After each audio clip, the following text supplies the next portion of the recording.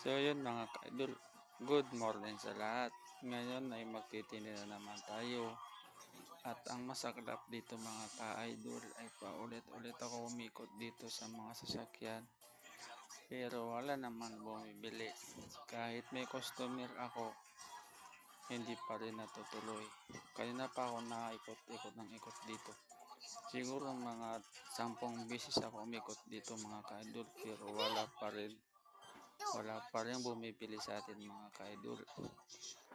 Tapos ang init pa mga ka-idol, kaya kung dadaan sa wall mo to at mapapanood mo, huwag mong kalimutan mag-like and follow.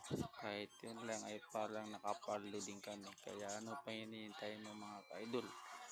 Comment na sa baba para makilala ka nila at makilala kita. Ano pa hinihintay mo? Baka